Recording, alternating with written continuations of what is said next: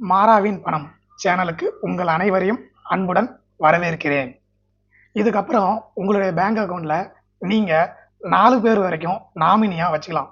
இது வரைக்கும் பார்த்தீங்கன்னாக்கா பேங்க் அக்கௌண்ட்டில் ஒரு பேரை நாமினியாக வச்சுருப்பாங்க.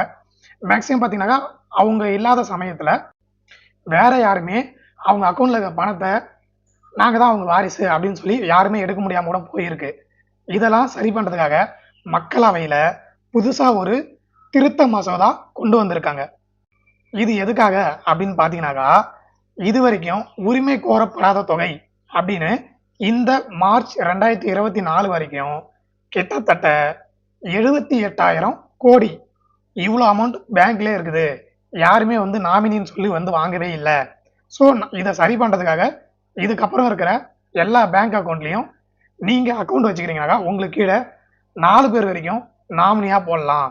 அந்த 4 பேருக்கும் யார் யாருக்கு எவ்வளோ ஷேர் அப்படிங்கிறதையும் நீங்களே ஃபிக்ஸ் பண்ணலாம் அப்படின்னு திருத்தம் கொண்டு வந்திருக்காங்க. நாங்கள் 4 பேர், எங்களுக்கு எந்த பயமும் இல்லை அப்படின்னு உங்களை நம்புற அந்த 4 பேரை நீங்கள் உங்களுடைய அக்கௌண்ட்டில் நாமினியாக வைக்கலாம். இது ஒரு நல்ல நியூஸ். ஐடிசி நிறுவனம் சிகரெட்ல இருந்து எஃப்எம்சிஜி வர பல பொருட்களை சேல்ஸ் பண்ணிக்கிட்டு இருக்கு. 2030 வருஷம் 4000 உழவர் உற்பத்தியாளர்கள் அமைப்புகளை ஏற்படுத்தணும் உங்களுடைய டார்கெட்டாக இவங்க ஃபிக்ஸ் பண்ணியிருக்காங்க. இது வரைக்கும் 1700 பேரை 1700 அமைப்பு ஆல்ரெடி அவங்க உருவாக்கிட்டாங்க. இதை 2030க்குள்ள 4000 ரீச் பண்ணோம் அப்படின்னு இருக்காங்க. இது காரணம் என்னன்னாக்கா, நாடு முழுவதும் ஆரோக்கியமான உணவு முறைக்கு மாற வேணும் அப்படின்னுன்ற எண்ணம் நம்ம எல்லாக்கிட்டையும் கொஞ்சம் கொஞ்சமாக அதிகமாகிட்டு இருக்கு. இந்த சான்ஸை யூஸ் பண்ணி நல்ல குவாலிட்டியான இயற்கை முறையில் உற்பத்தி செய்து உணவுகளை மக்களுக்கு கொடுக்கணும் அப்படிங்கிற டார்கெட்டை ஐடிசி ஸ்டார்ட் பண்ணியிருக்காங்க. இவ்வளோ நாளாக எல்லாரும் என்ன நினச்சிங்க, ஐடிசினா வெறும் சிகரெட் தானே அப்படின்னு நினச்சிட்டு இருந்தீங்க. இல்லை, நாங்கள் ஃபுட்டுக்குள்ளேயும் வைக்கிறோம் அப்படின்னு ஆரம்பிச்சிட்டாங்க. இப்போது அதில் இன்னொரு ஸ்டெப்பையும் எடுத்து வைக்கிறாங்க. இந்த 4000 உற்பத்தியாளர்கள் அமைப்புகளை ஒழுங்குபடுத்துவதன் மூலம் கிட்டத்தட்ட 1 கோடி விவசாயிகளுக்கு நல்ல பலன் கிடைக்கும், அவங்களுக்கு நல்லா சப்போர்ட் பண்ண முடியும் அப்படின்னு அவங்க சொல்றாங்க. இது வரைக்கும் 10 ஸ்டேட்ல கிட்டத்தட்ட 15 லட்சம் பேர் பதிவு செஞ்சிருக்காங்க. ஐடிசி இயர்லி 2 வாட்டி டிவிடெண்ட் கொடுக்குற ஒரு ஸ்டாக் தான். ரீசெண்டாக பார்த்தீங்கன்னாக்கா 520 வரைக்கும் போயிட்டு இன்னைக்கு 470 ரன் ஆகிட்டு இருக்கு. ஓரளவுக்கு ஷேர் லெவலும் இறங்கி தான் இருக்கு. அதே நேரத்தில் இவங்களுடைய ஃபியூச்சர் பிளான்லாம் பார்த்தாக்கா ஒரு நல்ல லாபத்தில் தான் இருக்கும் அப்படிங்கிற நம்பிக்கை எனக்கு இருக்குது. இந்தியாவில் காஃபி பிராண்டில் மிகப்பெரிய வாய்ப்பை பிளான் பண்ணி இருக்குது டாடா குழுமம். அதுக்கு ஒரு பெரிய பிளானையும் போட்டிருக்காங்க. அதாவது டாடா கன்சியூமர் நிறுவனத்தின் கீழே இருக்கிற ஸ்டார்பக்ஸ், இது எல்லாருக்குமே தெரிஞ்சிருக்கும். இதோட ஷேர் இன்டர்நேஷ்னல் லெவலில் இருக்கிற ஒரு ஷேர். இந்த ஸ்டார்பக்ஸ் நிறுவனம் காஃபி ஷாப்பு வச்சுக்கிட்டு வராங்க. இதில் ஒரு நல்ல பெரிய வாய்ப்பு இருக்குது அப்படின்றதுனால இன்னும் சில வருஷத்தில் கிட்டத்தட்ட 1000 ஷாப்பாவது நம்ம திறக்கணும் அப்படின்னு அவங்க பிளான் பண்ணியிருக்காங்க. இருந்தாலும் இப்போ கொஞ்சம் ப்ராப்ளம் இருக்குது, ஒன்றும் அந்த அளவுக்கு சேல்ஸ் இல்லை அப்படின்றதுனால கொஞ்சம் நிதானமாக, அதாவது 1000 நீ ஒரே வருஷத்தில் ஓப்பன் பண்ணாத, படிப்படியாக ஆரம்பி, ஒன்று ஓப்பன் பண்ணு, அதை பிக்கப் பண்ணு, அடுத்ததை ஓப்பன் பண்ணு அப்படிங்கிற மாதிரி ஒரு பிளான் இருக்கு அப்படின்னு இந்த நிறுவனத்தோட முதன்மை செயல் அதிகாரியான திரு சுனில் டிசோசா சொல்லியிருக்காரு.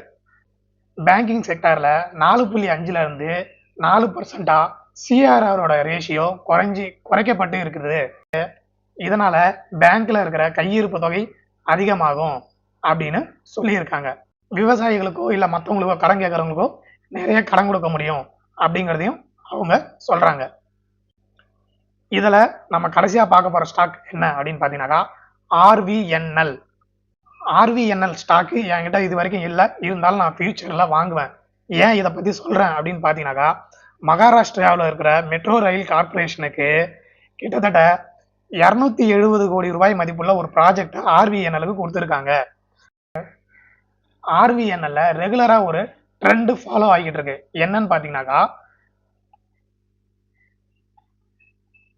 அப்படியே ஒரு 4 மாதம் மெதுவாக ரன் ஆகிக்கிட்டு இருக்கோம். திடீர்னு பார்த்தீங்கன்னா ஒரு ஏற்றம், 80லேருந்து 120. இது வந்து 2023ல். திருப்பி பார்த்தீங்கன்னாக்கா அதுக்கப்புறம் மறுபடியும் ஒரு 4 மாதம் நார்மலாக ட்ரெண்ட் ஆகுது. எகெயின் பார்த்தீங்கன்னாக்கா ஒரு சின்ன ஹை,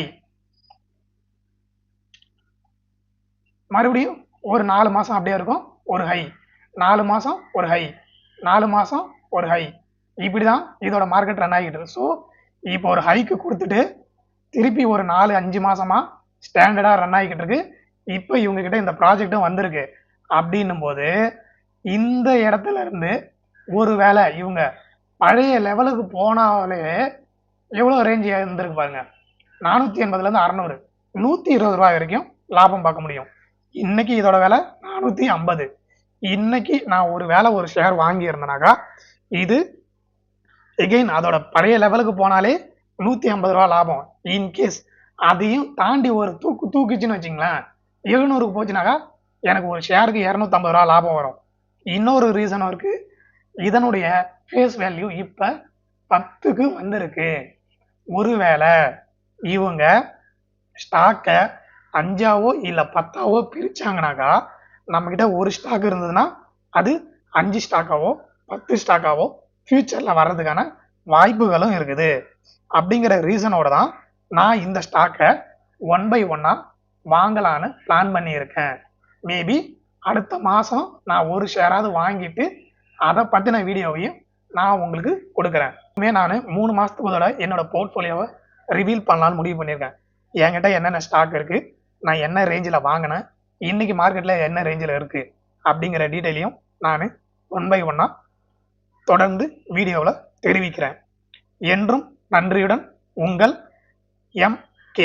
நன்றி, வணக்கம்.